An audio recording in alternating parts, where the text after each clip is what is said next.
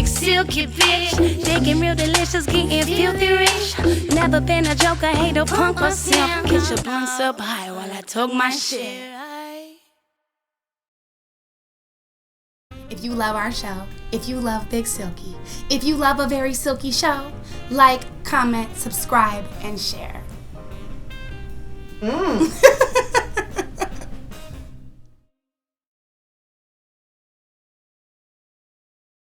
Bruh, you taking a ballet class. Man, that's gay. Yeah.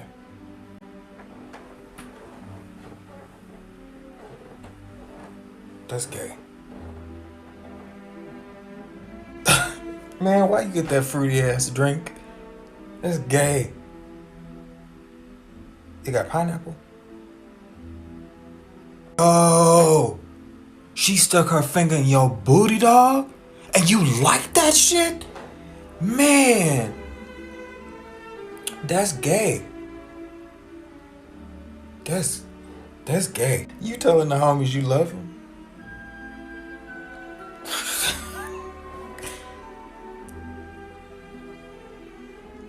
That's gay.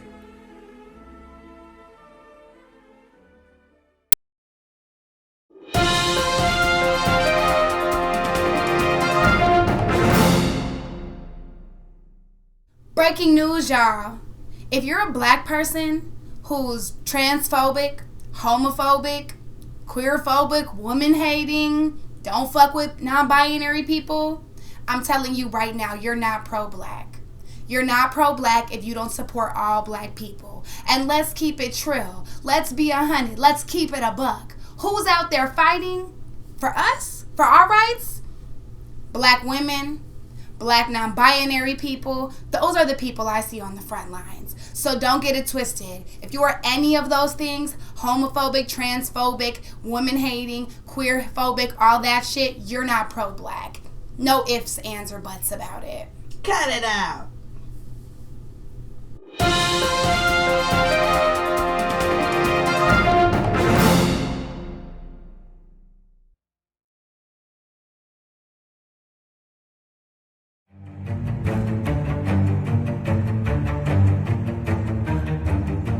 Boy, we did it. I know, 2 seasons under our belts, under our bras. You wearing a bra? I am wearing a bra. Oh, man. What? Let them titties hang. This is the season finale, man. Like, we did 2 seasons, man. I know. I've learned a lot. Have you? What'd you learn? I learned I look hella cute in bucket hats.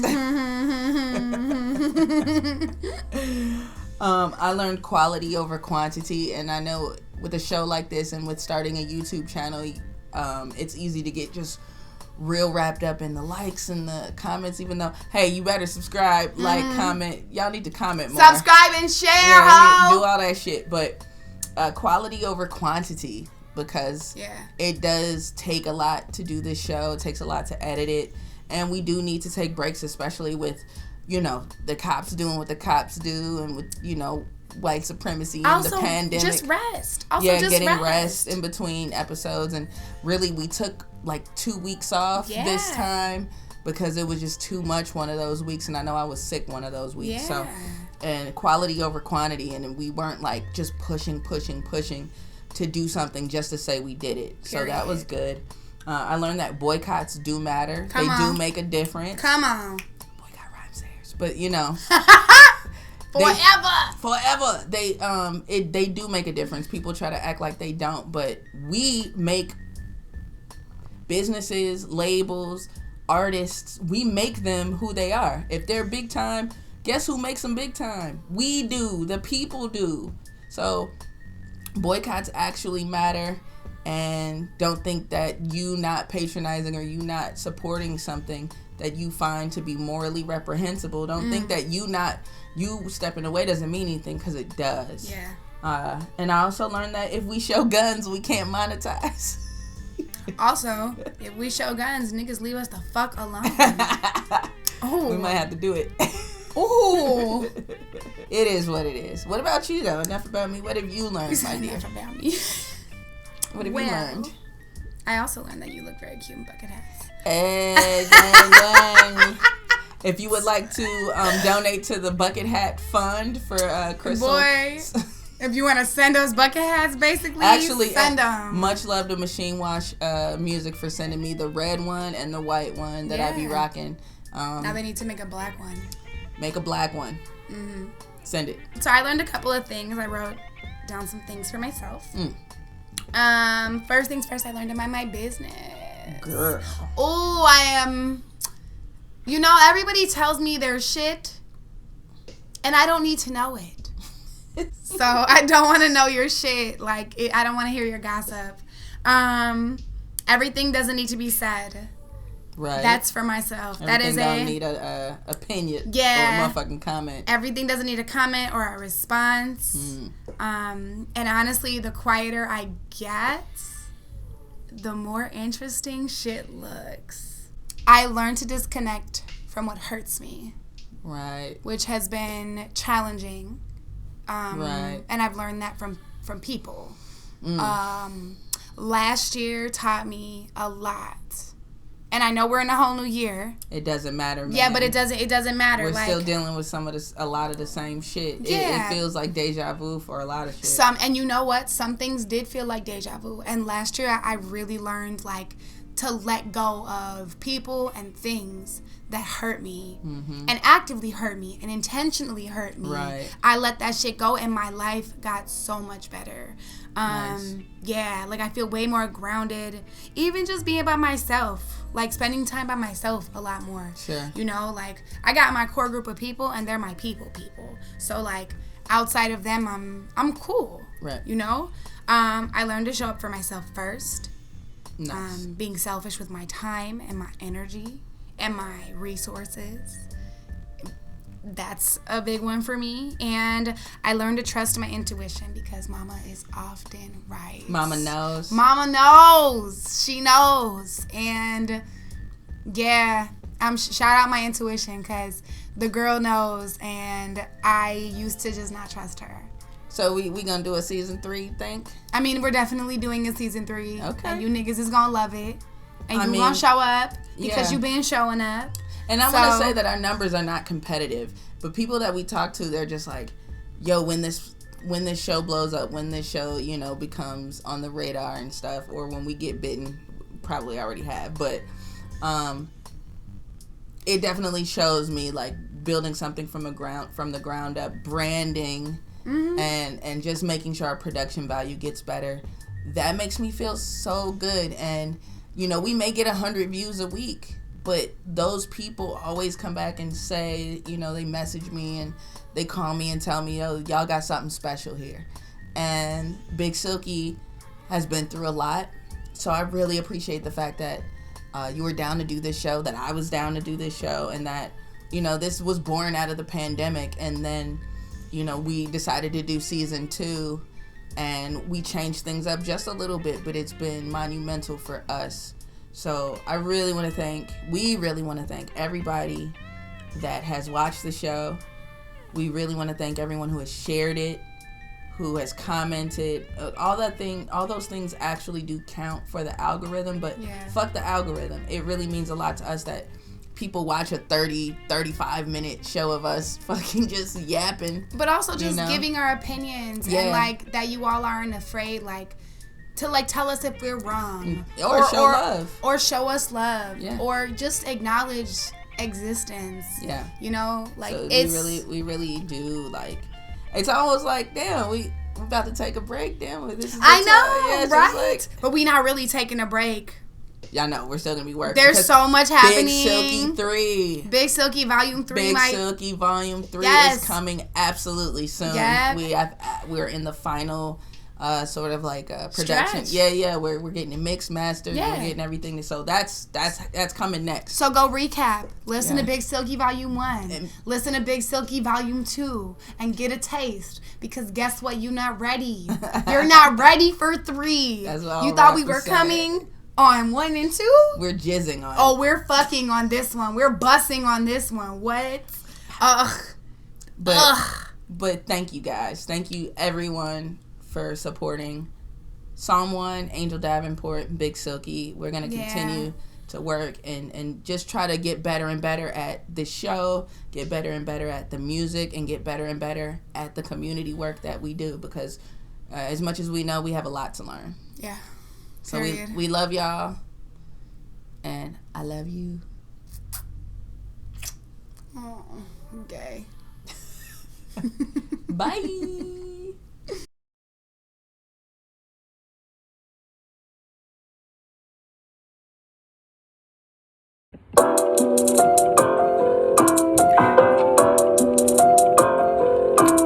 It's a very silky show and we some very silky pros. If practice make you perfect, why you niggas always lurking? I've been serving beef and every week you still deserve it. Purpose to my magic, clairaudience, psychopathic. All you niggas, you be clapping like asses and it be tragic. All up in your city like a man looking for kitty. Took trophies from the idols with a smile sitting sedity. Give money out, you know I'm better than the white boys pity. All you hoes that benefited off the cloud.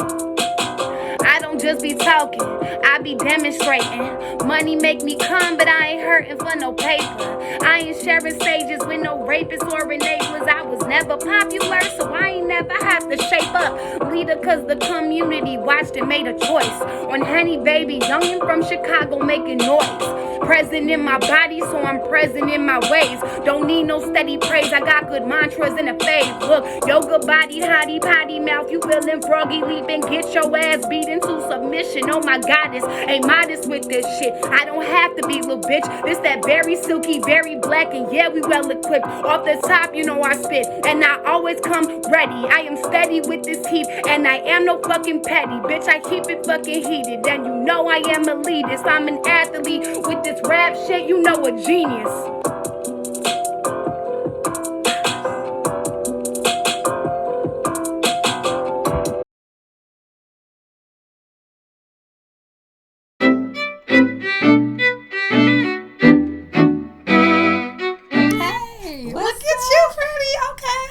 Season finale. Just be a bitch. What's our Big Silky? So what's up, Big Silky? What's the tip of the week this week? What's that? What's popping with that? So Big Silky tip of the week is self-care versus self-soothing. Right. There's a lot of self-care talk. Yes. There's been a lot of self-care talk for the past year and change, but I think there's some misconceptions about what it actually means. Yes. Okay. So I saw this really dope set of slides on Instagram the other day. They're from a page, an account called Reviving Roots Therapy. They're a therapist here in Minneapolis. Okay. And so they said, the unspoken complexity of self-care, which I thought was really dope.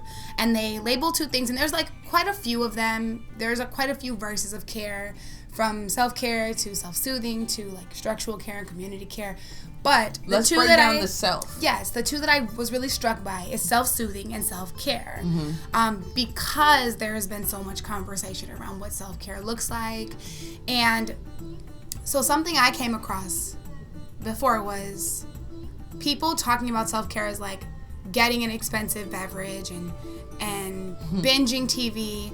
And while I think that's stuff that is like caring for ourselves in a way, I realized when I was looking at this slides, that it's actually self-soothing. Right. So something that they broke down was self-soothing is activities that provide distraction and or comfort in difficult times. So that short term. Yes, short-term fixes. That's a great way to put it.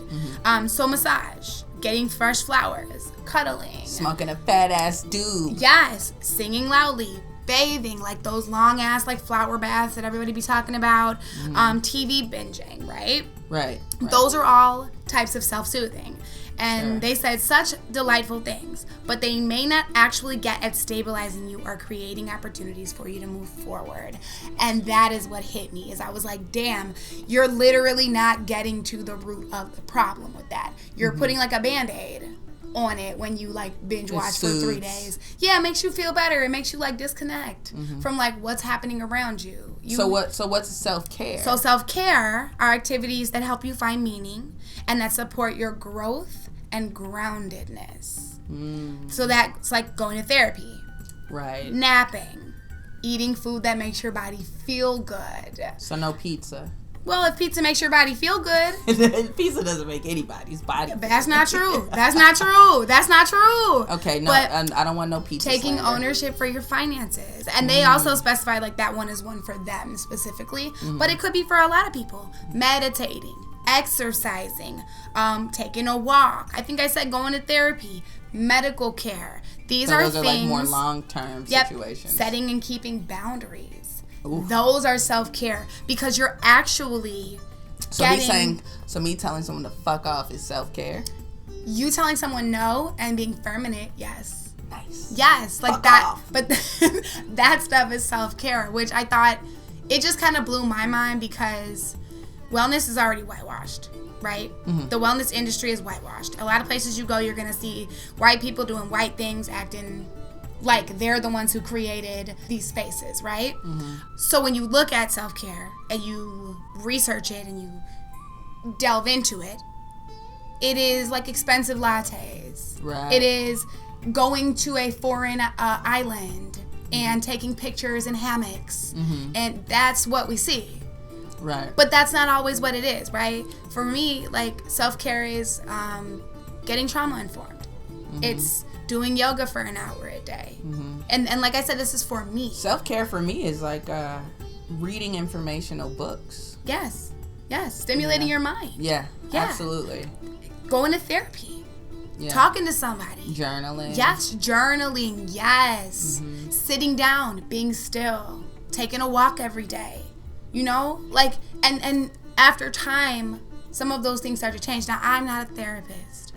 We always say this. We're not therapists. I'm we're not a healthcare spiritual advisors. No. We're not healthcare. I'm not a healthcare people. provider. Yeah. Like, but I just know what has worked for us. Yes, and I also know that self-care is not. I like that they put self-soothing and self-care because self-soothing is something that's gonna make me feel better right now, right? If I eat like that milk and cookies ice cream so good. from what is it? Is Ben it and Jerry's. Yes, that vegan milk and cookies. It's like, very good. It makes me feel good in the moment when I'm sitting here watching snowfall, eating a pint of it on a day that's like particularly rough. That makes me feel good right away. But you know, when I started like yoga, Right. When I started yoga, I didn't want to do yoga for an hour a day. Right. I didn't want to do that shit. Like that shit, like my body hurt. I was pulling muscles. But like, that's self-care and it hurts. yes, and it doesn't always feel good. It actually, it's not even feel good. It doesn't always feel comfortable. There you go. It's a little It's bit that of comfort. yes, it's a little bit of discomfort. There you go. And then you push through that discomfort, and all of a sudden you're like, damn, right. I could touch my toes. Damn, like I can do. Bend over to the front. Touch your toe. Sorry. But I could do like, you know, I can walk for an hour. Right. I can do 25 crunches and then 100 crunches, and then because you're building up something, and it's the not care. like it's not like tolerance. It's like you're building yourself up little by little. You're setting boundaries. It'll get easier to say no to people, and you won't give a shit. Like That is caring for yourself. yeah. I really appreciate that breakdown because there are a lot of terms that we use and that have been like hot terms, you know, since the penny, and then obviously since these uprisings. These are hot terms and a lot of language we use, but a lot of people misuse these terms, and it's nice to get a little bit more clarity about what these things mean. So. Yeah. And I don't think people be meaning to misuse them. I think that, you know, like it's just information, but sometimes it can get drowned, you know. yeah. I heard this in a clubhouse room that I really liked. It's like a morning room. Self-care, self first is not selfish. There you go. So it's like, put yourself first. It's not selfish. Self-care is not selfish. You are not selfish if you take time for yourself to get better. Real shit. Yeah. Sounds good to me. Let's do some self-care, self-soothing later.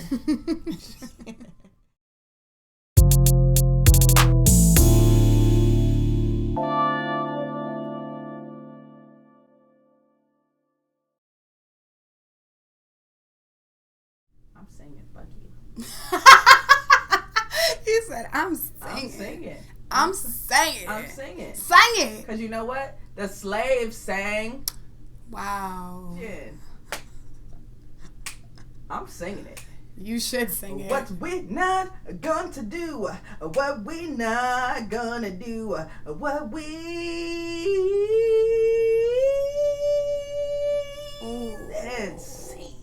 Lord knows. The Lord knows my heart and my throat. Yeah, the Lord knows your throat. That's for sure. Weirdo. Look, y'all, what we not gonna do? What ain't we gonna do? What we not gonna do is patronize these whack ass tattoo shops, whack ass restaurants, whack ass businesses, big box stores. Yes, but not even just big box stores. These little mom pop shops too, that are what? Super white friendly, out here thanking the police for protecting their buildings. Protecting the occupied like military that's here, like talking about how it's great to have them here protecting your store. Bitch, shut up. Shut the fuck up.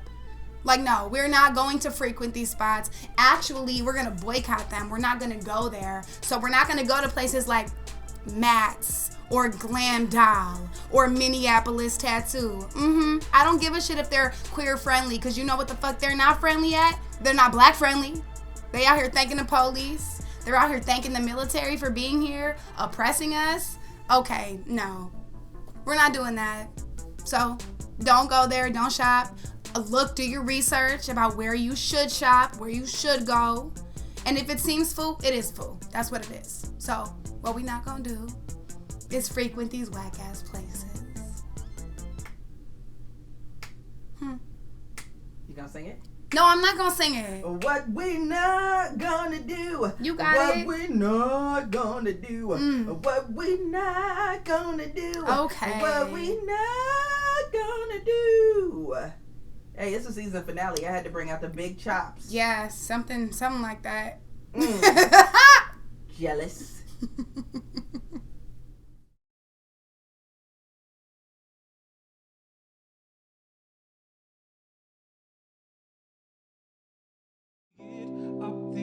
Where is my weed?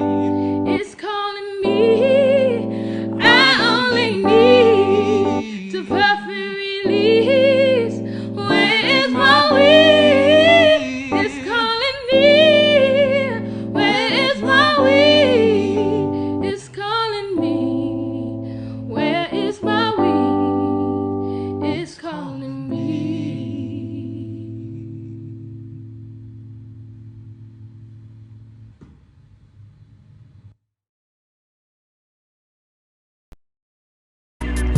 That's why. I'ma do this shit before they stop us. Listen, I am so excited to be on this show. I just love what you all are doing. I think you should go a long way, but I just love it. So what are we going to talk about today?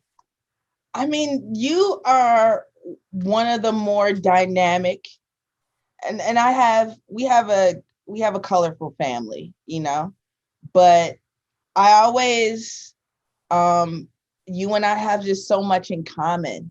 And actually growing up, you were one of the aunts that my cousins and I thought was weird because you gave us books for Christmas. You know what I mean? But that's weird. As a child, I didn't know it was weird.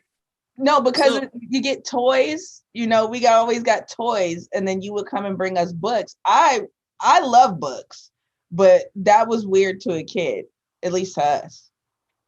Well, I was a teacher too, you know, and you know, you think about those things when you're an educator.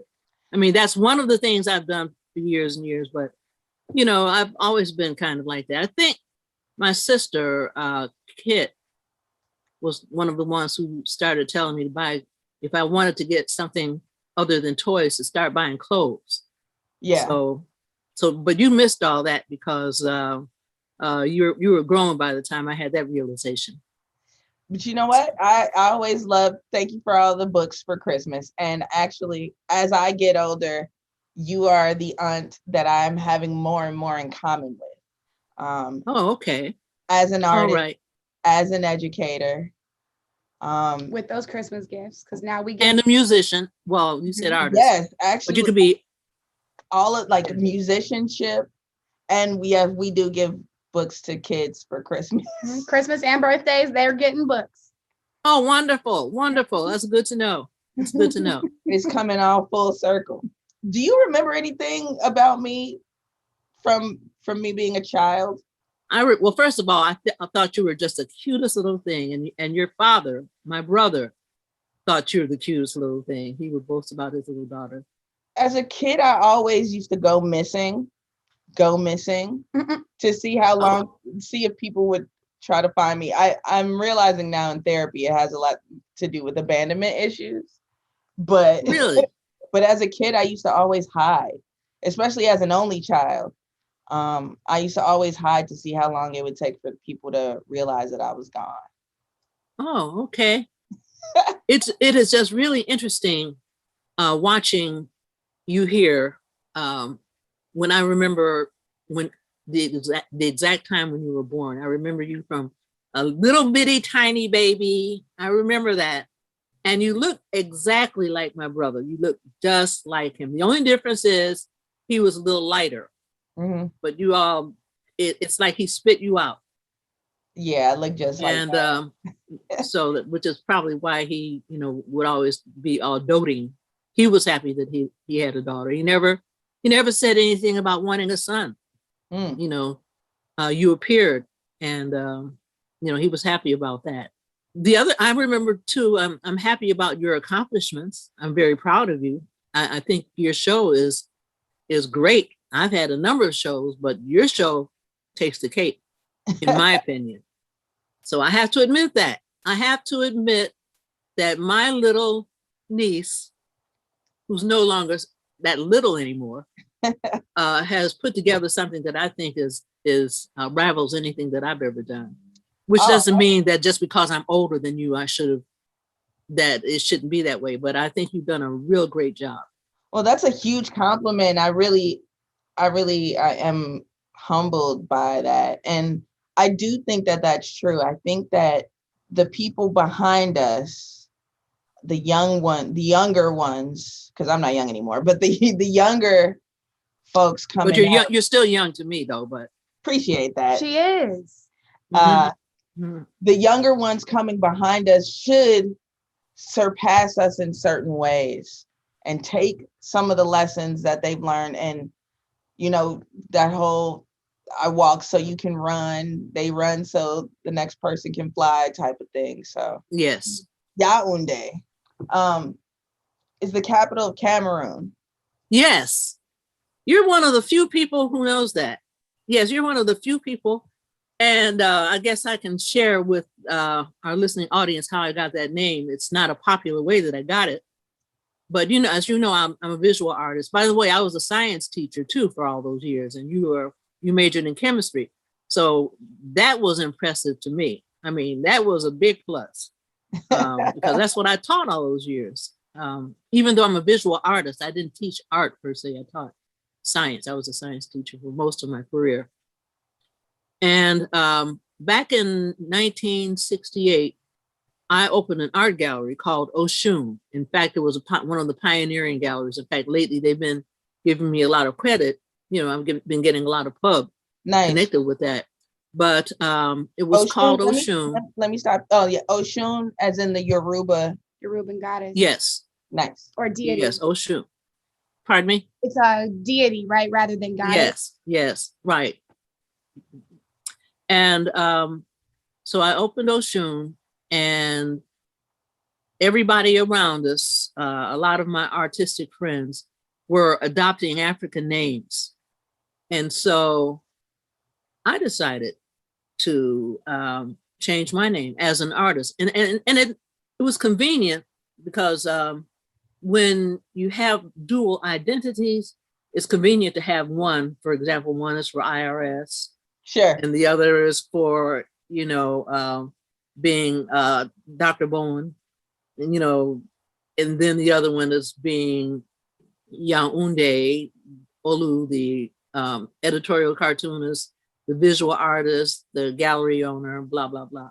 I decided in 1968 to change my name to Yaounde, or to add that name, because it was during the height of when the Black arts movement, and I've always felt a kinship with the Black arts movement, so to speak. I adopted that name, and I had a girlfriend. She was a teacher with me. We both decided to change our names to get an African name. So this is going to be a reveal of a great magnitude right now, what I'm getting ready to say. We were at the gallery, and I went to the back of the gallery, and I happened to have a big map, and I brought the map out. And so we said, so we're going to get an African name, because that's not how the way you usually get it is that someone from the continent or someone gives you the name based on characteristics that they saw in you. Right. Well, that's not how I got my name. We took the map out. I closed my eyes. Boom, it landed right on Yaounde. Really? Now, my friend, who is no longer living right now, but she closed her eyes and hers landed on Tanganyika. So for years, she was known as Nika, and I'm known as Yaounde. But check this out. As it turns out, Yaounde means born on Thursday in many traditions. Huh. And I was born on Thursday. Look at God. And not only that, the initial thing, there's a name Yetunde and Babatunde. I know you may have heard. Well, the Unde part means return again. So a Nigerian lady told me that my name meant mother has returned again. So in many ways, I recap my mother's, we were both writers. I don't know if your grandmother did you know she was a writer? Yeah. She was an excellent writer. Outstanding. She was a really good writer. Yeah. And and there were many things that many hopes I think that she had that I ended up becoming myself, without even knowing it necessarily. Right. So anyway, the bottom line is that Yaounde came from the map.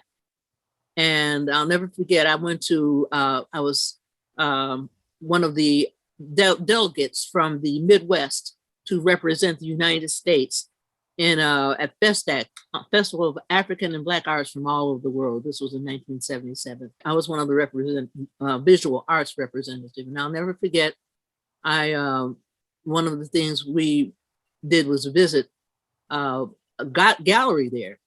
And in fact, the FESTAC was fantastic, but we were in the gallery, and when I introduced myself as Yaounde, all of the Africans started laughing, because it's like saying, oh, my name is Chicago. So yes, that's how I became Yaounde. I've been Yaounde since, and the name Olu is basically a prefix or sometimes a suffix. You may have heard of people who are named Olu.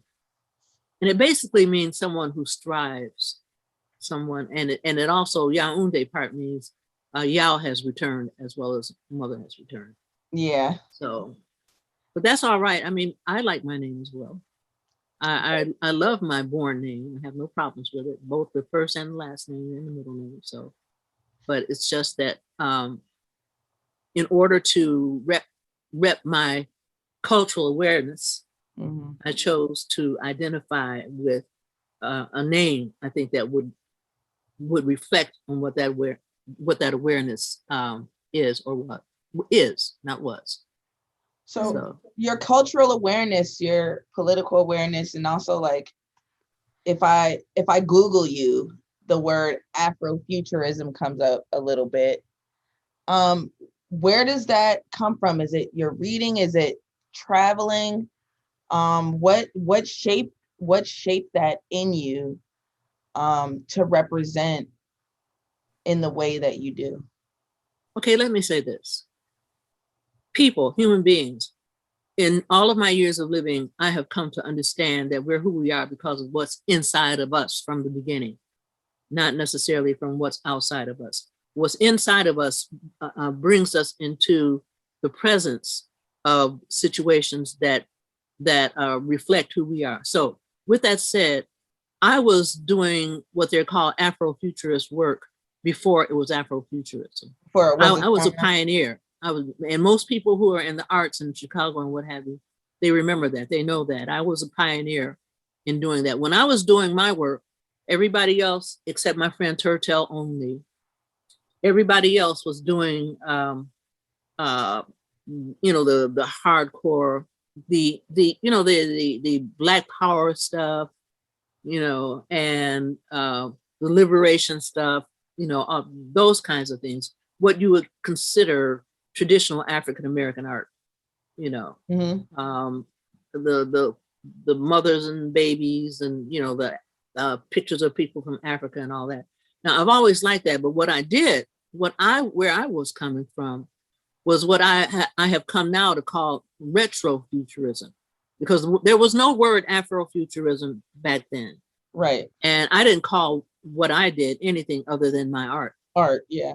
But I had a sense that why do we as people have to limit ourselves to looking at Black people being strictly here, and particularly here under oppression?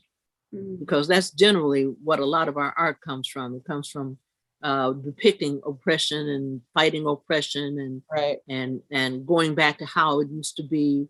And with me, the way I was thinking about it was that, what's to say that we're not the creators of the future? What's to say that we're not the extraterrestrials? What's to say that we're not the ones who are technically adept somewhere else right here now, not necessarily in the future, but people consider anything that's technically evolved or developed as futuristic. And they do that because we have not reached that point yet. So apparently, if we have not reached that point, it must be somewhere in the future. But that's not where I was coming from. I was coming from existence somewhere else in the present, or in the past, and or in the possible future. And I was framing Black people in those settings.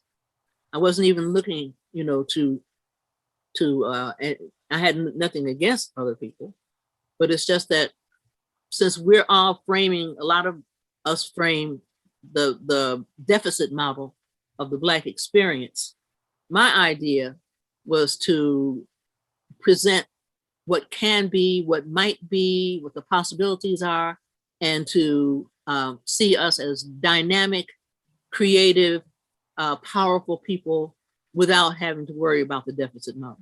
I actually am, when you're talking about this, I'm like, your art seems like your own form of liberation, rather than, but not from a deficit model, from something in the future. It's its own form of resistance by not falling under a certain stereotype. Well, yes, I guess you could look at it that way. You're absolutely right. You can look at it that way. But I've always wanted to, I didn't know it at the time, but I've always wanted to dance to the beat of my own drummer, which, by the way, I'm also the leader of a band. I'm a musician. So, and I got it, when I graduated from high school, I got the highest honor you can get in music. I got the John Philip Sousa Award. And so if you look that up, that's one of the highest awards you can get in band when you're, in high school. So I got that award at my school when I graduated. I was the one voted most musical in my class. The art came later. I mean, the visual art, I'd always been doing the visual art, but my mother always encouraged me to be well-rounded. I did not know that I was going to turn into a bouncing ball. Because, there's so many things, but I am happy about the freedom. I had a lot of freedom growing up. Yes, you were going to ask me? Astrophysics. Oh, uniphysics. I am a professional astrologer, astrological scientist, and I've discovered a new way that to describe astrology and to help people understand it and it's called Uniphysics, which is basically the union of physics and metaphysics. And I have a brand, well, it's not brand new, it's been out since November now, a book called Uniphysics, the Science of Synthesis. And it's really a revolutionary way of looking at astrology. And I'm planning to probably start some classes soon so that people will understand what it is, because when I show the people the book and they see a few equations in it, you know, they freeze up, you know, but it's not that. It's not complex at all in that regard. It's really a pioneering approach to astrology. And I'm a certified astrologer. By that, it means there are accrediting, or I should say testing bodies in the astrological world where you qualify to be who you are. So you don't just say I'm an astrologer. You can take a test and demonstrate your efficacy. And that's what I belong to the National Council for Geocosmic Research. And I've taken tests. I'm a certified astrologer within. I mean, how could you be no, stay out the kitchen. You got to stay doing exactly what you're doing. I'm like, you talking about you discovered a whole new form of astrology. And yes, I have. Like, and wrote a book and are certified. Well, I didn't know there was certified like astrologer. Well, yeah, and well, let me say this, and you won't even believe this. I have discovered the pattern for the prime numbers. I wrote that book recently as well. We were talking about. I have actually discovered how prime numbers are organized. So, and that book is available on Amazon, and it's going pretty well, actually. We're gonna put it up. We're gonna put the books up and all your links and stuff too. I was also gonna ask, can people buy directly from you if they're not purchasing from Amazon? Oh, certainly. Okay, perfect. Yes. So we'll put that link up so that people can buy directly from you. Well, I'm a little lazy about mailing stuff off. Okay, we'll let them know. But you can't do it. But we'll let them know. Look, you'll get it. You're just gonna have to wait a few. You have to wait longer than Jeff Bezos is gonna make you wait. So we'll put both of them just in case. Okay. So did I answer any of your other questions? Like I said, the biggest thing about you, Crystal, is how you really look like your father. He was a genius. So I'm sure. I mean, he really was. I was talking. I think I wrote something on Facebook about this the other day. He allowed pressure outside of himself, peer pressure, to keep him from being who he really was. Because there's a thing sometimes when you act smart, you're considered acting white. Okay. He was a brilliant young man. He really was. But I think he succumbed to peer pressure to such an extent that he wanted to fit in. And fitting in didn't equate to being smart. But there was a cultural a gestalt, the collective personality of certain young African-American groups where they were, they weren't enamored of you if you were not, if you were, nerdy. Sure. I even remember growing up myself not wanting to be a nerd. Today, I proudly wear that banner. Absolutely. I'm a nerd from day one. But back in the day, when I was growing up, they called it being a square. But I remember your dad, he was, and he was also very, very handsome. Yeah, that's what I guess where I get it from, Oh. When we were growing up, he thought he was Superman. And so he put on a cape and jumped off of a roof, garage roof. And that's how he got a little scar on his forehead. Or his teeth, his tooth. Yeah, tooth is what I exact. Yeah. Huh? What were you gonna say? He looked like he had a tooth just like that. I did not know my dad had a chipped tooth, but I've kept this tooth and I mean, since I was like 9 or so, to remind me that even though I can't fly, to keep trying. Really? Yeah, because I thought I could fly. I just knew when I was a kid that I could fly. I just wasn't trying hard enough. Well, you are your I got daughter's this. child. You're your daughter. And I think that's because he had that. I don't know if he got that or if he got the scar on his forehead. But yeah, he jumped off of a rooftop. I think as we get older, it's imperative to speak to family members about anecdotal things, just because as we grow, and you know, at least for you and I, like, we've never been like super close, you know, and I was always living somewhere else and just doing my own thing. So I really feel blessed to have you even, you know, sharing these stories and letting me into your world a bit more, because you know, we see each other on holidays and stuff, and Corona has made it even more difficult. So I haven't been back to Chicago for over a year now. So it's really nice to be able to sit here and talk with you like this. I know when we were trying to schedule everything, you were working on a show. How's that been going? Oh, talk about busy. I'm a juror for a show that's opening real soon at the Bridgeport Arts Center. That's where I have my gallery, my showroom there. Okay. And but I also have my own show. There's a juror show that precedes, that comes before the other show with the, like we have today, we have more than 300 people who've applied. So next week I'm going with the other, there are two of us, we're going to have to go through all of these people to see who's going to be in the show. And it's a show where they are awarding more than $3,000 worth of prizes for people. Okay. So it's a real crucial kind of thing. So I'm in a show. My show is up now at the Bridgeport Arts Center, and with my partner, his name is Jeff Hertz. So the two of us, we have one part of the gallery is my work, the other part is his work. And then next week we are jurying.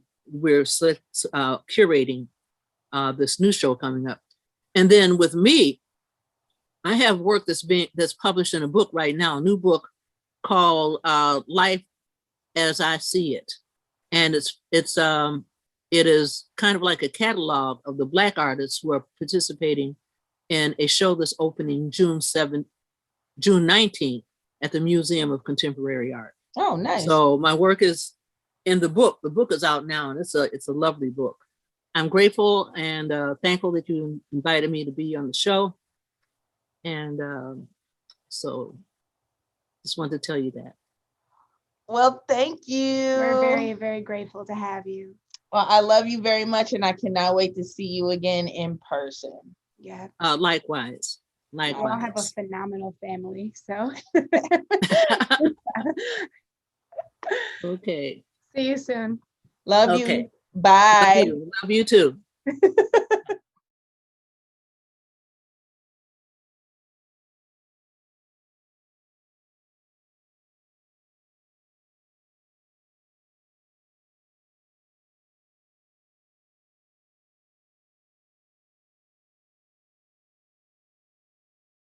It's a very silky show.